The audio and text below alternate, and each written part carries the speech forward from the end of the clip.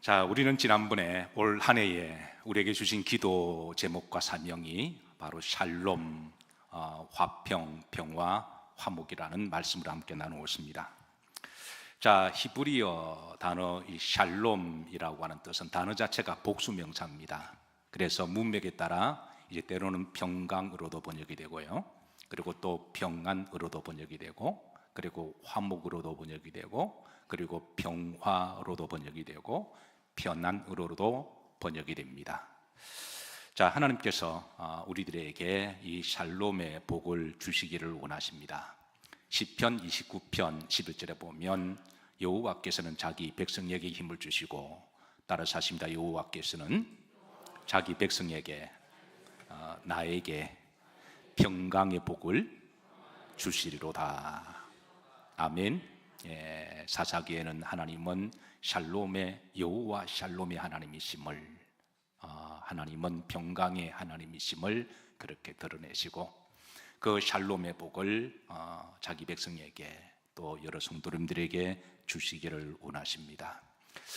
자, 지난주에 제가 말씀드렸습니다. 이제 이 샬롬의 이 복은 이제 우리가 영혼의 평화 샬롬 말할 때는 평강으로 번역이 된다 말씀을 드렸어요. 그리고 이제 마음의 평안을 이제 평안의 샬롬으로 이제 번역이 되고, 그리고 이제 관계 속에서 이제 그 화목의 샬롬을 바로 이제 우리가 또 화목의 샬롬이라고 말씀드렸고, 그리고 전쟁이 없는 상태, 갈등과 다툼이 없는 그런 상태를 평화의 샬롬이라고 말씀드렸습니다. 육체적으로도 우리가 불편하지 아니하고 이제 이 편안한 것을 편안의 샬롬이라고 그랬는데요. 그래서 제가 조금 그렇지만 이제 수화를 한번 만들어 봤습니다. 그래서 자, 오른손을 좀 다 들어보시죠. 자, 이렇게 머리에 손 얹으시고, 이게 이제 우리 영혼을 하나님은 평강을 주시고, 이 영혼의 평강의 샬롬, 저는 여러분들에게 영혼이 평강하시기를 주의 이름으로 축복합니다. 그리고 가슴에 손을 얹으시니 이건 이제 평안의 샬롬입니다. 마음이 편안한 것, 저는 여러분들의 이 마음속에 심령이 이 평안의 샬롬의 복이 있으시기를 주의 이름으로 축복합니다. 그리고 이제 나와 너, 또 가족들, 또 이렇게 성도들 사이에 그런 샬롬을, 그런 거 화목의 샬롬이라 그러죠. 그래서 우리가 이제 이 손을 한번 잡아보시죠. 이렇게 할 때, 우리가 악수할 때, 그래서 이제 이 화목의 샬롬이 우리 여러 성도님들의 그 가족들 사이에, 또 형제 사이에, 또 부부 사이에, 또 교회 오시면 우리 성도들 사이에 이 화목의 이 샬롬이 있으시기를 주의 이름으로 축복합니다. 그리고 이제 전쟁이 없는 그 나라나 또 어느 민족이든 간에 전쟁과 싸움이 없는 그런 평화의 샬롬은 한번 이렇게 하시죠. 이렇게 주변에 이런 평화의 샬롬이 있기를 그렇게 기도하고, 이제 육체적으로 편안한 샬롬을 어떻게 하면 좋을까요? 일부 예배 때 제가 우리 성도들한테 물어보니까 어느 분은 배가 좀 다소 나오신 분인데 배를 이렇게 만지시면서 이렇게 또 표현하시더라고요. 뭐 그것도 괜찮습니다. 그러니까 저는 우리 육체가 편안한 샬롬을 한번 이렇게 하실까요? 우리 몸이 편안하기를, 또 몸도 건강해야 되죠. 그래서 이 육체가 편안하기를 그렇게 주의 이름으로 축복하며, 여러분들이 앞으로 기도하실 때 이렇게 이제 하나님이여 내 영혼이 평강하게 하옵시고, 내 마음이 불안하거나 두렵지 않고 평안하게 하옵시고, 또 나와 관계하는 그 인간관계, 사람들 사이에도 이렇게 화목의 복이 있게 하옵시고, 우리가 사는 공동체, 나라와 민족, 인류가 전쟁이 없는 그런 곳에 평화의 샬롬이 임하게 하시고, 그리고 우리의 이 육체도 건강하고 아프지 않도록 하나님의 편안의 샬롬의 복을 주시기를 주의 이름으로 축복하고, 여러분들은 그렇게 기도하시기를 바랍니다. 자, 시편 29편 11절 다시 한번 보시죠. 워낙 우리에게 참 좋은 말씀이어서 좀 가슴에 꼭 담고 갔으면 좋겠습니다. 따라서 하십니다. 여호와께서는 자기 백성에게 뭘 주시고 힘을 주시고, 여호와께서는 자기 백성에게 어떤 복을 주시리로다? 예, 평강의 샬롬의 복을 주시리로다. 자, 그런데 이 샬롬은 참 귀합니다. 돈보다 귀하고 우리가 먹는 것보다 귀하죠. 아무리 맛있는 거 먹어도 마음이 불안하면 그 맛도 못 느끼잖아요. 아무리 좋은 집에 살아도 불안하면 그게 무슨 의미가 있을까요? 그래서 우리가 이 샬롬이 있다고 하는 것은 참 귀하고 축복입니다. 예, 그래서 근데 이제 이 샬롬을 위해서 하나님은 기도하고 구하라고 그럽니다. 이 샬롬의 복 결코 그냥 저절로 생기는 것이 아니라, 그래서 오늘 본문에 보시면 화목의 제사를 드리라라고 우리에게 일러주십니다. 레위기 3장 1절에 보면요, 여기 이제 화목의 제사를 말하거든요. 그러니까 정확하게 말하면 샬롬의 제사를 말합니다. 그래서 하나님 우리들에게 이 샬롬의 제사를 드리라고 말씀하는데요. 자, 어디서 드릴 거냐? 구약에는 성막 앞에서 드리라고 일러주시고, 이건 오늘 이 시도를 말을 하면 여러분 교회에서 우리가 하나님 앞에 화목의 제사를, 샬롬의 제사를 드리라고 일러줍니다. 성경에 참 재미있는 제사법 중에 하나가 화목 제사가 있습니다. 예, 그래서 성경에 보면 레위기에 보면 총 5가지 제사법이 있는데요. 이제 번제 제사, 소제 제사, 화목 제사, 그리고 속죄제제 제사, 그리고 속건제 제사가 있습니다. 그러니까 여기 가운데 세 번째가 바로 이제 화목 제사인데요. 하나님께서는 이 화목이, 샬롬이 우리가 살아가는데 어떻게 보면 본질이기도 하고 축복이어서 그냥 주어지는 것이 아니라 이게 참 귀한 거니까, 그래서 화목 제사를 위해서 기도하고 제사를, 예배를 드리라고 우리들에게 일러주고 있습니다.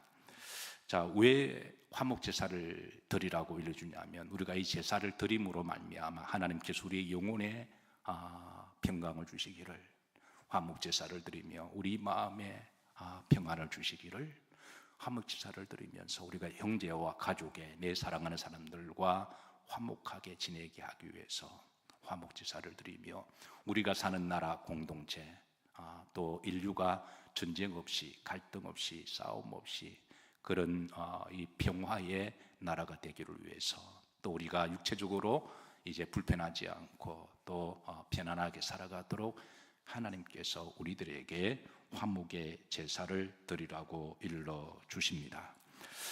자, 하나님께서는 샬롬의 하나님이시고 또 우리에게 샬롬을 주시기를 원하는데, 왜 인류는 이 화목을 누리지 못하고 샬롬을 누리지 못하고 평안과 평안을 누리지 못하고 살아가게 될까요? 그 근원적인 이유를 3가지를 말씀합니다.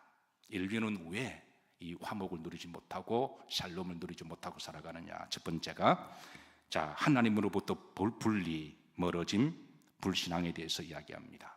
창세기 3장 10절에 보시면, 자, 흐름대로 보십시다. 자, 아담이 고백합니다. 뭐하여? 두려워하여. 뭐 했나이다? 숨었나이다. 하나님으로부터 분리가 될 때, 하나님으로부터 단절이 될 때, 그래서 그러면 이제 우리의 영혼은 왠지 모르게 불안하기 시작해요. 마치 갓난아이가 본능적으로 어미 곁을 멀어지면 멀어질수록 아이가 그 영혼이 불안하듯이, 성경의 불신앙에 대한 정의가 뭐냐면 근본적으로 하나님으로부터 멀어지는 상태, 하나님으로부터 단절된 상태, 이것을 성경은 불신앙이라고 우리들에게 알려주고 있어요. 사람은 영적인 존재이기 때문에 본능적으로 하나님으로부터 멀어지면 왠지 모르게 그 영혼이 불안하게 되어 있습니다. 사랑하는 성도 여러분, 하나님께 더욱더 가까이 가시기를 주의 이름으로 축복합니다. 히브리서 3장 12절에 보시면 그림줄입니다. 자, 하나님께서 모질까 조심할 것이요, 떨어질까, 그러니까 하나님으로부터 멀어질까. 저는 여러분들이 하나님으로부터 멀어지지 않기를 기도합니다. 저는 여러분들이 교회와 멀어지지 않기를 기도합니다. 멀어짐이 영적으로 여러분 불안해질 수밖에 없습니다. 히브리서 11장 6절에 보시면, 믿음이 없이는 하나님을 뭐하게 하지 못하나니 기쁘시게 하지 못한다. 자, 또 각종 죄악과 불의가 또 우리의 마음의 평안을 그렇게 이제 빼앗아 가는데요. 이사야 59장 2절입니다. 다 같이 합독합니다. 오직 너희 죄악이 너희와 너희 하나님 사이를 갈라 놓았고 그랬습니다. 죄는 하나님으로부터 멀어지게 합니다. 죄를 지을수록 하나님으로부터 멀어지는데요. 그래서 죄를 짓고 마음이 평안한 사람은 없어요. 그래서 죄를 지을수록 하나님과 높은 담이 쌓이게 되는데요. 그래서 성경은 우리들에게 이제 죄를 짓지 말라고 그렇게 권면합니다. 사랑하는 성도 여러분, 저는 여러분들의 마음이 늘 평안하시기를 주의 이름으로 축복합니다. 잠언 24장 1절에 보면 너는 악인의 형통함을 뭐하지 말라? 부러워하지 마라. 악인은 각종 불의한 방법으로 잠시 형통할 수가 있지만, 자기가 원하는 걸 얻을 수가 있지만, 그러나 그 악인들이 지불하는 가장 큰 대가는 그 마음속에 마음의 평안이 없다라는 거예요. 아무리 권세가 그리고 아무리 많은 것을 누린다고 할지라도 그 마음은 지옥입니다. 그래서 하나님은 우리들에게, 우리 의인들에게 악인의 형통함을 부러워하고 악인처럼 되지 말라고 권면하십니다. 의인들이 받는 축복 중에 하나가 바로 우리가 믿음으로 살면 하나님은 우리의 마음속에 평안을 주십니다. 세 번째, 갈등과 분쟁과 전쟁입니다. 야고보 4장 1절입니다. 너희 중에 싸움이 어디로부터 나며 다툼이 어디로부터 나느냐. 여러분, 혹 누군가 다투고 난 다음에 마음이 평안히 밀려온 분 계시나요? 그런 분은 없을 거예요. 누가 옳든 그러든 간에 일단은 다투고 갈등이 일어나면 그 마음이 불편하시잖아요. 그래서 성경 우리들에게 누구와도 어떤 식으로든 다투지 말라고 권면하십니다. 누가 옳고 그르고 누가 이기냐 저는 문제에 떠나서 이겨도 불편하고 저도 불편하잖아요. 시편 120편 7절입니다. 후렴지를 보시면, 자, 그들은 뭐 하리 하는도다? 싸우리 하는도다. 초반에 보시면 나는 뭘 원할지라도 화평을, 하나님 우리들에게 화평을 주기를 원하시는데, 싸우고 전쟁이 나면 여기 화평은 사라집니다. 즉 성경은 인류가 근본적으로 이 샬롬이 사라지게 된 것은 근원적인 문제를 우리에게 지적합니다. 첫 번째, 하나님으로부터 멀어질 때, 하나님으로부터 단절되었을 때. 두 번째, 바로 각종 죄악을 저질렀을 때. 세 번째입니다. 다툼과 갈등과 분쟁이 있을 때. 그래서 그 근원적인 문제를 드러내시고, 그리고 이제 우리들에게 어떻게 이제 화목해야 될 것인가, 화목의 대상에 대해서 성경은 알려줍니다. 첫 번째, 따라서 하십니다. 하나님과 화목하라. 고린도후서 5장 20절입니다. 후렴지를 보시면 너희는 누구와 화목하라? 하나님과 화목하라. 욥기 22장 21절입니다. 합독합니다. 너는 하나님과 화목하고 평안하라. 그리하면 복이 내게 임하리라. 여기에 복은 샬롬의 복을 이야기합니다. 하나님과 화목하고. 사랑하는 성도 여러분, 하나님과 친하게 지내시기를 주의 이름으로 축복합니다. 한때 미친 사람이라는 말이 있었습니다. 미국과 친한 사람을 미친 사람이라고 그렇게 표현하게 되는데요. 하나님과 화목하지 못하면 영원히 평안하지 않습니다. 저는 이 세상에서 가장 어리석은 사람이 하나님과 자꾸 대적하고 하나님과 싸우려고 하는 사람이라고 생각해요. 이런 사람은 하나님이 이길 수 없을 뿐더러 그 영혼이 평안할 수가 없습니다. 하나님과 원수 맺고 살아가는 이가 바로 마귀죠. 그래서 마귀는 어떻게 하든 하나님을 믿지 못하게 하고, 하나님으로부터 멀어지게 하고, 또 어떤 경우는 하나님과 대적하게 하는데요. 세상에서 가장 지혜로운 사람은 하나님과 친하게 지내는 사람이고, 또 하나님 주시는 그 영혼의 평안을 누리고 살아가는 사람들입니다. 사랑하는 성도 여러분, 늘 하나님과 화목하게, 하나님과 친하게 지내시기를 주의 이름으로 축복합니다. 자, 두 번째, 사람과 화목하라 그럽니다. 데살로니가전서 5장 13절인데요. 후렴지를 보십시다. 따라서 하십니다. 너희끼리 화목하라. 여기에 너희끼리는 누구를 이야기할까요? 지금 내 옆에 있는 사람을 이야기합니다. 여러분들이 집에 가시면 여러분과 가장 가까이 있는 사람이 부부일 수도 있고, 또 형제 자매일 수도 있습니다. 그래서 하나님은 그 가족 안에서 형제와 자매 부부끼리 서로 화목하기를 원하십니다. 자, 지금은 여러분 옆에서 교인들이 앉아 계시죠. 하나님은 우리 성도들끼리도 화목하기를 원하십니다. 사랑하는 성도 여러분, 또 여러분 직장에 가시면 또 일하는 사람들과 또 옆에 가까이 계시잖아요. 그래서 또 직장 일하는 사람들과도 하나님은 화목하기를 원하십니다. 자, 때로는 살아가다 보면 오해가 있고 갈등이 있기도 하고, 그래서 이 화목이 금이 갈 수도 있어요. 그럴 때 주의 말씀을 기억하십시다. 마태복음 5장 23절을 보시면, 자, 너희들이 제단에서 예배를 드리다가 만약 형제들 사이에 그게 이제 화목하지 못하는 원망들을 만한 일이 있으면 가서 화목하게 와서 예배 드리라. 마음에 누구를 미워하고 갈등하고 분쟁을 가지고 하나님께 예배 드리면 하나님은 그 예배를 화목의 하나님이시니까 그 하나님도 불편하고 본인도 불편하시잖아요. 그러니까 하나님은 가서 화목하고 와서 다시 예배를 드리면 하나님이 기쁘시게 받아주심을 일러주고 계십니다. 로마서 12장 18절에 보시면 합독합니다. 할 수 있거든 너희로서는 모든 사람과 더불어 뭐해라? 화목해라. 할 수만 있다면 모든 사람과 더불어 화목하라고 일러주십니다.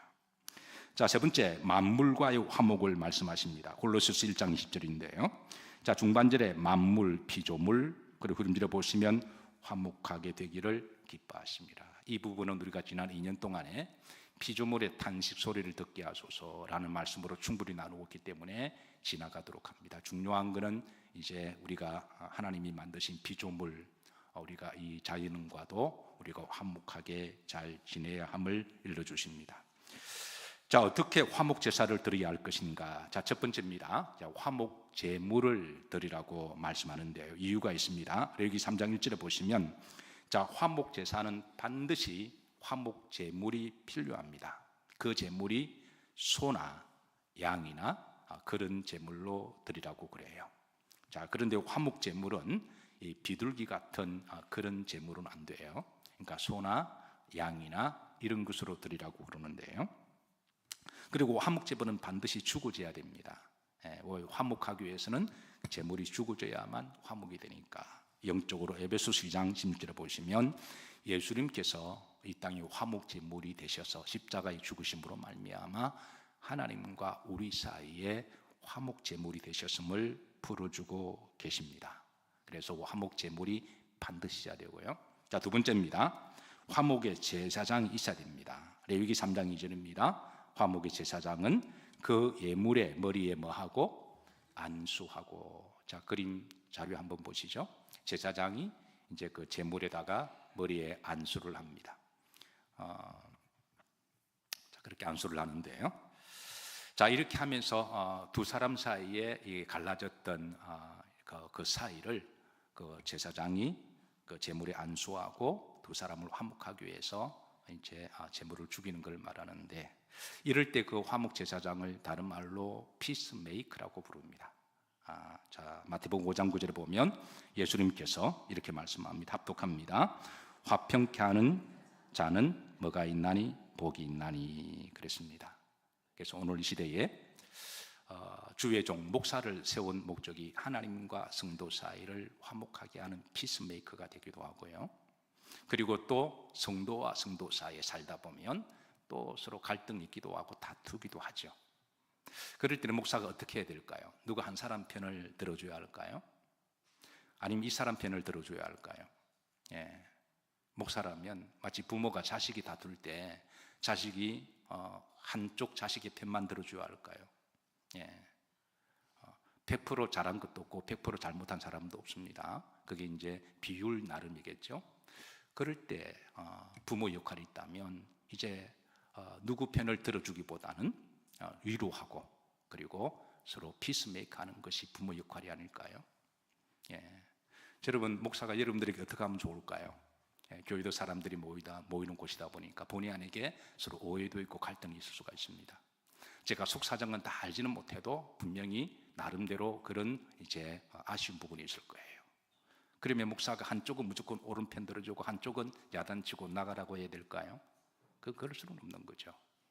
하나님이 다 사랑하시듯 이제 중간에서 피스메이크 하는 것이 바로 주의 종의 역할인 줄로 믿으시기를 바라고, 제가 그 일을 하도록 여러분들이 이해해 주시고 기도해 주시기를 주의 이름으로 부탁합니다. 이건 형제지간도 마찬가지 아닐까요? 형제끼리 살다 보면 가족끼리 다투기도 하고 때는 심지어 부부끼리도 싸우기도 하잖아요. 그럴 때 형제가 누가 싸울 때 서로 얼굴도 보지 않을 그럴 때에 누가 한 사람이 피스메이커가 그 가정에 나와야 됩니다. 누구 한 사람이, 가족 중에 한 사람이 피스메이커가 나와서 그 가정에서 제사장이 되어서 서로 잘 화목하고 서로 하나 될 때 하나님이 기뻐하시고, 또 그럴 때 그 가정이 복인 줄로 믿으시기를 주의 이름으로 축복합니다. 이게 바로 이제 오늘 이 시대에 이게 화목하게 하는 피스메이커들은 바로 이제 목회자가 되기도 하고 또 여러 성도님들이 된다고 하는 것이죠. 자, 세 번째, 제물의 내장을 화제로 드리라고 이야기합니다. 여기 3장 3절에 보시면 이제 그 화목 제물의 내장은 다 끄집어냅니다.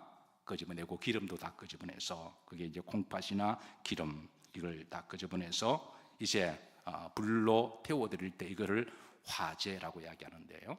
자, 여기 3장 5절입니다. 이게 이제 다 같이 합독합니다. 아론의 자손은 그것을 제단 위에 불 위에 있는 나무 위에 번제물 위에서 살을 찌니 불로 태워드리는 것, 그래서 태워드릴 때에 화제라, 그 연기를 하나님이 향기롭게 받으신다 그랬습니다. 자, 우리가 보통 화해를 하려면 우리 속에 있는 이게 아픈 감정들, 그리고 쌓였던 이 분노, 이 갈등, 이 자존심, 이런 것들이 다 죽어져야 사실은 화목이 가능해요. 이 감정의 쓰레기들이 남아있는 상태, 이 분노가 있는 상태에서는 이게 화목하는 게 참 쉽지 않아요. 억지로 손을 잡으라고 그래도 손은 잡지만 서로 마음은 닫아둔 상태. 그래서 이런 마음의 상태를, 이 속에 있는 감정을 하나님은 성령의 불로 다 태우라는 거예요. 성령의 불로 태워서 내 자존심, 내 감정이 이렇게 태워져야만 그래 우리가 화목할 수 있다는 거예요. 그렇게 할 때 하나님은 그 화목을 기쁘시게 받으신다고 하는 것이죠. 자, 네 번째입니다. 남은 재물을 함께 먹으라고 일러주십니다. 레위기 7장 15절인데요. 자, 중반절에 보면 화목 재물의 고기는 드리는 그날에 말 것이요 다 먹으라. 그리고 그 고기를 남겨두지 말고 그 다음 날까지 가지 말고 그 자리에서 함께 먹으라고 일러주시는데요. 중요한 것은 다 같이 먹는 것이 중요합니다. 가령 번제제사는 재물을 다 태워서 이렇게 먹을 게 없습니다. 하나님께 온전히 다 드려지는 예물이라면 화목제사는 이제 내장은 태우고 고기는 나눠 먹게 하는데요. 왜 이렇게 하셨을까? 레위기 7장 15절에 보시면 후렴절입니다. 조금이라도 이튿날까지 아침까지 마지막으로 두지 말고 다 먹으라는 거예요. 자, 우리가 흔히 화목하고 화해하고 난 다음에 우리가 필요한 것을 함께 음식을 먹는 게 중요하다고 하는 거예요.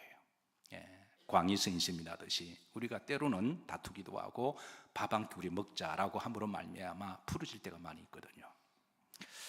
에베소 4장 20절에 보시면 분을 내어도 해가 지도록 분을 품지 말라. 그러니까 이제 그 다음 해로 넘기지 말라고 하는 거죠. 우리가 화목할 때 이제 내가 다음에 화목하겠다 그러면 안 된다는 거예요.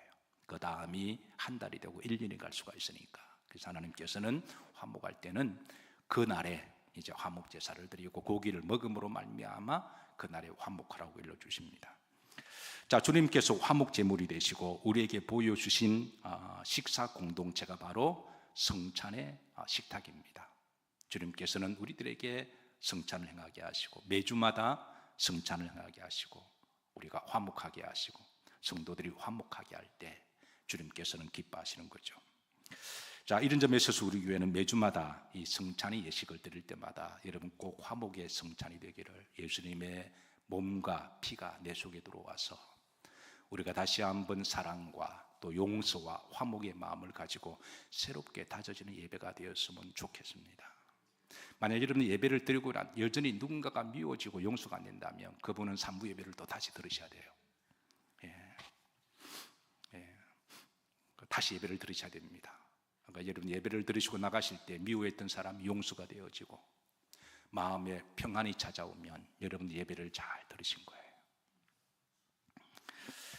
그리고 여러분 교회에서 이제 꼭 성찬뿐만 아니라 우리 교회는 점심 식사가 있습니다.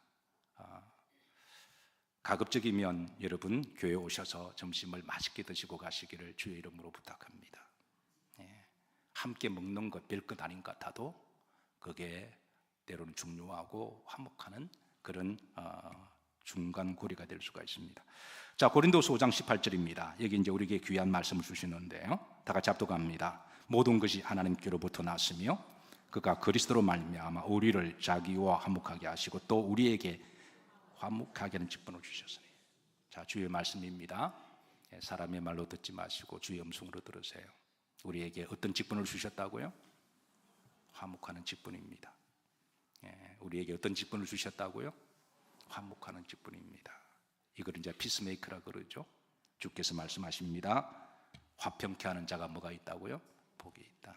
화평케 하는 사람이 복이 있습니다.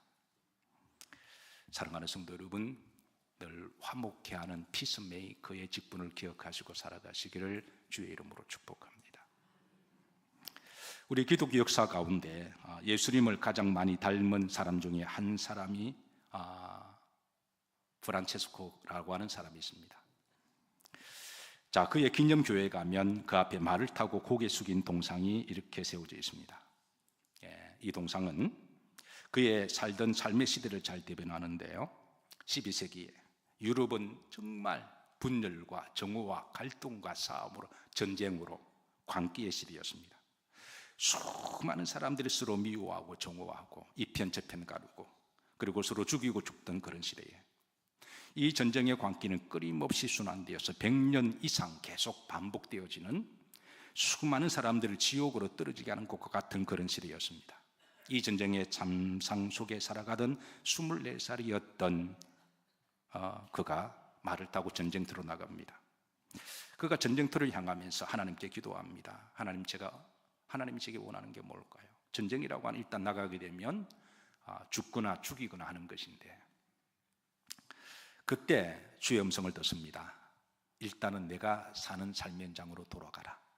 일단 돌아가라. 내가 사는 곳에 가서 그때 내가 내게 다시 말하겠다. 아직 분명한 어떻게 살아가야 될지 응답은 받지 못했지만 일단 돌아가라고 하는 주의 말씀을 듣고 그는 이제 전쟁의 그 갈등 속에 돌아서 자기 삶의 현장으로 돌아가는데요. 아직 하나님으로부터 답을 듣지 못했으니 답답한 마음을 가지며 고개 숙여 오는 그 모습을 동상으로 만든 동상이 바로 이 동상입니다.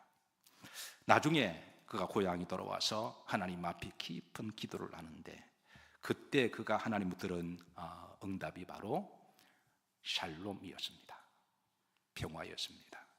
그래서 그가 나온 그 유명한 기도가 시가 기도인 그 내용 여러분 잘 알고 계시죠? 주님 나를 평화의 도구로 서주소서라고 하는 그 인류 역사 위대한 한 편의 기도시가 바로 이런 배경을 통해서 나온 것이죠. 오늘 집에 가셔서 전문을 다시 한번 보시기를 바랍니다.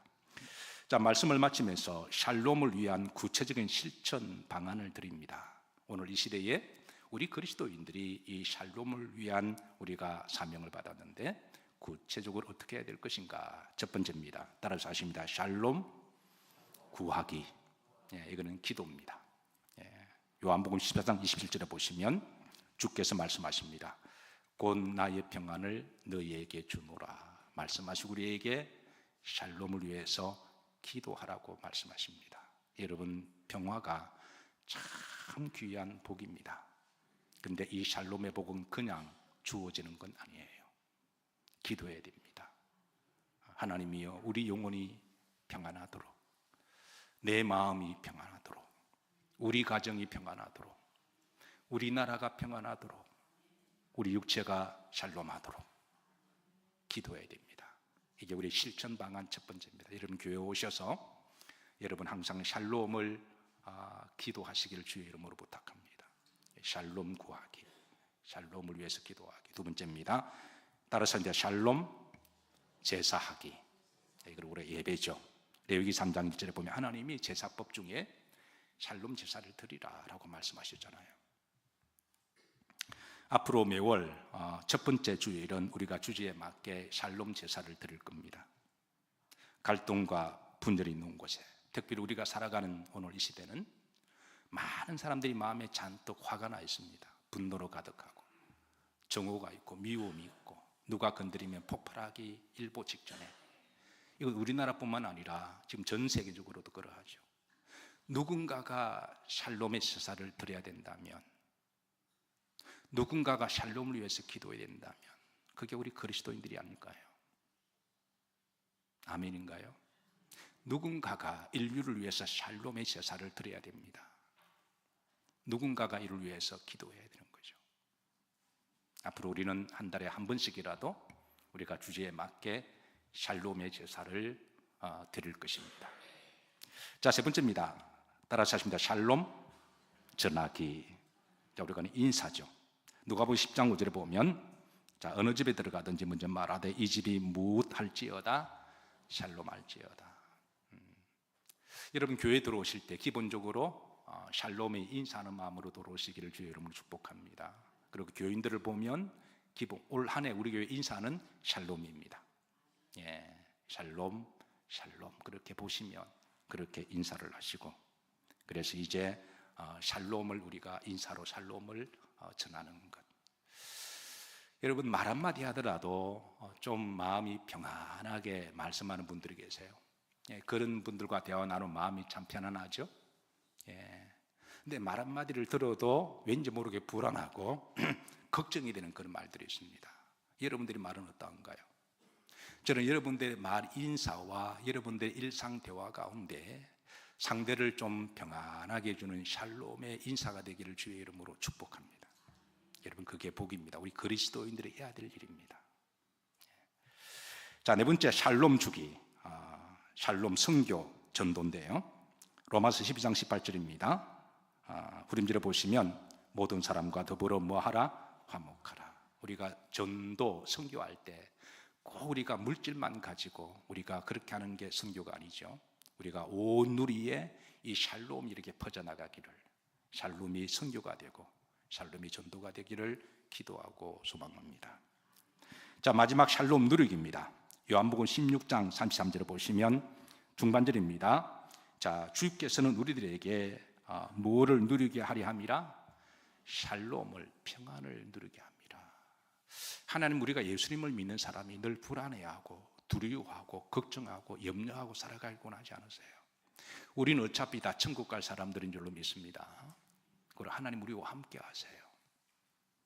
그리고 하나님 영은 샬롬의 영이십니다. 우리가 이 땅에 살아가면서 하나님은 그 샬롬을 누리기를 원하십니다. 우리 영혼이 불안해하지 않고 영혼이 두려워하지 아니하고 내 영혼 평안해. 그 영혼의 샬롬을 하나님이 누리기를 원하십니다. 하나님은 내 마음에 이 샬롬을 누리기를 원하세요. 자다가도 몇 번 일어나거나 뒤척뒤척거리는 것이 아니라 하나님은 사랑하는 자들에게 잠의 복을 주시고 마음이 늘 평안하는 그 샬롬의 복을 누리시기를 주의 이름으로 축복합니다. 그리고 내가 살아가는 삶의 공간에 여러분 이 가족이 평안하는 게 얼마나 좋은가요? 가족이 늘 불안하고 큰 소리가 나고 다툼이 나고 그러면 여러분 그 가정이 얼마나 힘들까요? 그래서 하나님 그 가정이, 예수님이 믿는 그 가정이 샬롬을 누리기를 하나님은 원하십니다.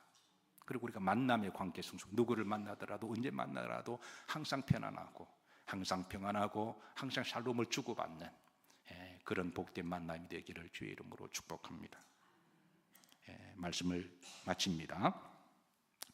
하나님께서 우리들에게 이 샬롬의 그런 기도 제목과 사명을 주셨는데요, 우리 영일교회가 오늘 이 시대에 우리가 이 샬롬의 제사를 드리고 또 샬롬을 구하시고 또 샬롬을 누리시는 우리 영일의 모든 성도님들이 되시기를 주의 이름으로 축복합니다.